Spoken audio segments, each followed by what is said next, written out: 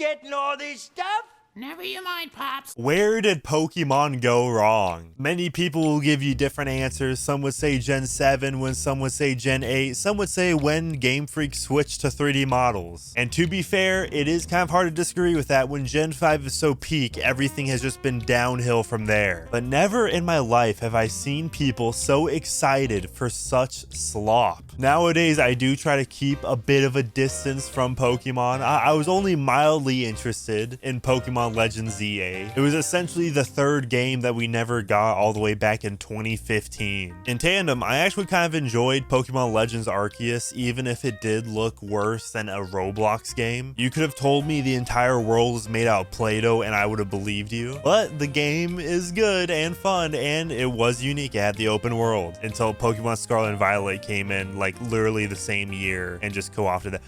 Genuinely, what were they thinking? Why did Legends Arceus come out mere months after the Diamond and Pearl remakes? And then the same year, Scarlet and Violet came out. Couldn't you have just delayed Arceus and then Scarlet and Violet so they could be better games? And you would probably give each game more time to breathe. Pokemon Legends Arceus could have had a whole year of relevancy until we got Scarlet and Violet, but no. I can't believe there is genuinely a debate that Legends Arceus was a spin-off or not. Like, it introduced new forms of Pokemon, and now we're seeing the new Legends title literally be the next mainline entry. It is literally being pushed as like, this is your reason to buy a Switch 2. Even if it's available on the first Switch. See, in this game, this brand new game in 2025, you get to actually see textures and reflections and a somewhat solid render distance. For as underpowered the Switch may be, I don't see how it's possible that you have Pokemon Legends Arceus on the same console of Breath of the Wild. My hype was very tepid going into Pokemon Legends ZA.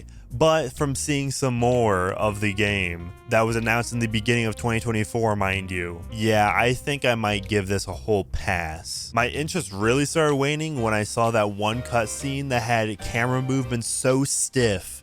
I've seen source filmmaker YouTube videos that looked better. Not to mention the animations. You remember the Sword and Shield animations, the legendary Pokemon just doing a 180 spin? Well, I hate to be the breaker of bad news, but the animations are still just as bad. They have had 6 years since Sword and Shield, and they have not even learned how to properly animate cutscenes. Also, just around the same time, we got to see a bit of the dialogue, and we had to hear Zoomer speak, such as Riz in a Pokemon game. Because the first thing I want to think about in a JRPG is common Zoomer lingo brain rot shit. I thought a part of the appeal is that you're in a new world, a whole different environment.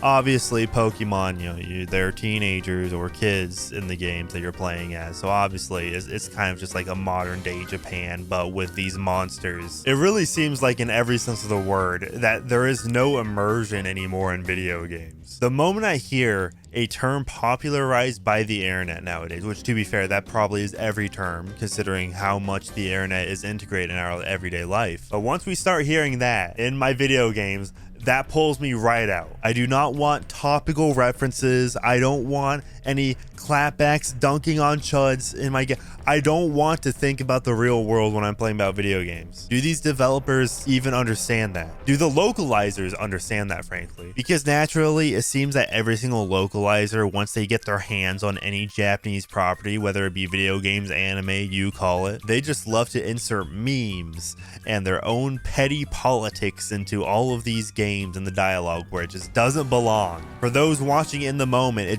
just completely takes you out. I don't want any references to like Among Us. I don't want any references to Gamergate. I don't want this. So now that I've been harping on a single line of dialogue, let's get to the meat and potatoes, the DLC. Now, I did mention this in my previous video, Nintendo is milking you dry, talking about that direct where everything was just completely expensive, besides Rosalina's storybook. That was like the most reasonably priced thing out of everything in that direct. A literal book. I did mention how in that direct, Pokemon announced new DLC that we only really saw 2 new Raichu forms, Mega Evolutions, and it's a $30 DLC for a game that's already $60, $70 if you get the Switch 2 upgrade. So before we even have the game in our hands, and before we even know what the DLC involves, we know that the definitive edition of this game is going to cost $100. Mind you, the original X and Y were $40 each on the 3DS.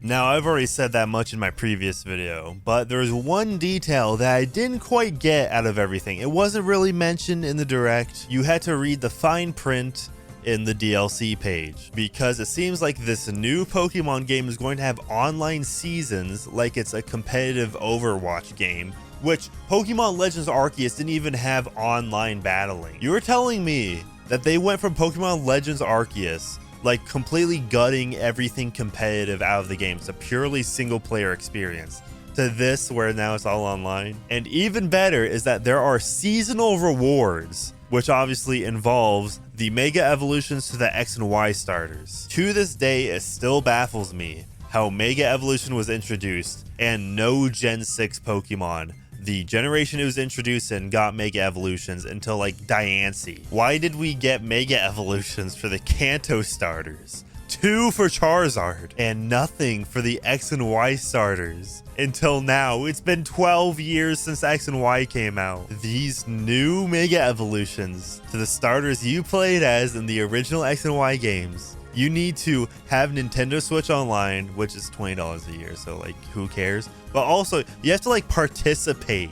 in the like competitive online battling scene. This has to be some legendary manipulation tactics to get people into online lobbies, because I guarantee you the vast majority of the Pokemon player base does not care about competitive battling. I'm willing to bet there's more people shiny hunting nowadays than battling competitively. But since you're dangling the carrots, here's new forms of your favorite Pokemon that you played. Remember Greninja? That's gonna get a lot of people to be in these lobbies, assuming that this trick actually works. Now, there is a place in the industry for the daily login bonuses, the battle passes, all that stuff. But I don't want it in Pokemon. I don't want it in a JRPG. Imagine logging into chess.com for a daily login bonus. I don't know if chess.com has that, and frankly, I'm too scared to look it up and find out. I don't want video games to feel like chores. That's really what it comes down to with the battle passes. You know, people really liked battle passes when they first come up in the industry,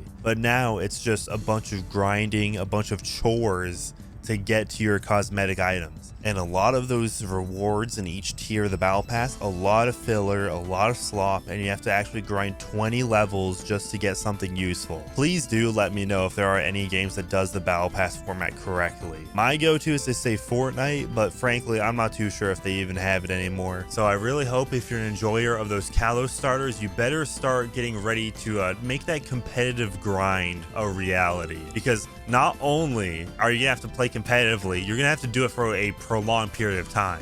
We don't even know how long these seasons or these waves even last. It could be 2 months, it could be 3 months, but essentially expect to have to log in quite a while after the game comes out just to be able to get a Mega Greninja. And its design's not even cooler than Ash Greninja, but they retcon that too, because we can't have anything cool. If anything good came out of X and Y, it was 100% the XYZ anime. If I were to recommend anybody one Pokemon anime, then it would be the XYZ anime, because it actually does stand like shoulder to shoulder to many other shonen anime. My go-to nostalgic choice would be the Diamond Pearl anime, but in all fairness, there is a lot of filler. I would say it rivals Naruto, but Naruto also has a crap ton of filler. I'm pretty sure it's like the majority of the series. Like, even if you weren't necessarily a fan of Pokemon, but you were a fan of anime, that is the series I would choose for you. Pokemon XYZ. Such a good run. And it would probably be a better use of your time and money than playing Pokemon Legends ZA. If you want some actually good Zygarde content, then the anime got you covered. I genuinely can't believe that Pokemon didn't even release a Pokemon Z back in like 2015, and they just inserted a bunch of Zygarde content in Sun and Moon. You just know they were planning that for a scrap Pokemon Z. I was like, oh, screw it. Just shove it into Alola. Does it even make sense? Oh. But that's been my thoughts on Pokemon Legends ZA, and especially that pricing structure and the whole online model, because we just love our games as a service, don't we, folks? Especially when the game in question is a whole AAA price title, and it has camera movements so jank you thought like it was the first person to ever rig a 3D computer animation. I can't wait for everybody to gaslight me that the new Pokemon's actually great. Actually, you're just being a hater. And then I hear it from the other side when I make fun of Power World, so I'm pissing off both camps in this scenario.